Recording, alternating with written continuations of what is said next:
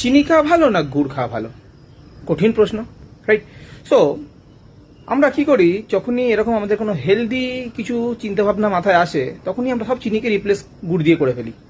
বিশেষ করে যখন আমরা ওয়েট লস কোনো প্রোগ্রামে আসি, রাইট? হ্যাঁ কি না? আপনার দলে আমিও ছিলাম। বাট একটাই কথা বলতে পারি, চিনির থেকে গুড় ভালো হলেও যখন আপনি কোনো ওয়েট লস প্রোগ্রামে আসবেন, দুটোই ইকুয়ালি আপনার ওয়েট লস প্রোগ্রামকে বাধা দিতে পারে।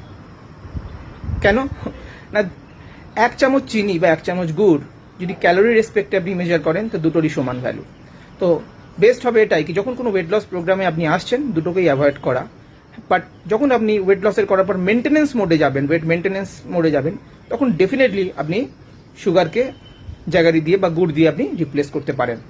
সো এরকমই কিছু অজানা তথ্য জানতে আমাকে ফলো করতে পারেন, বা আমাদের অনলাইন কমিউনিটিতে এসে প্রপার এডুকেশন নিয়ে নিজের ওয়েট লস জার্নিটাকে কমপ্লিট করতে পারেন।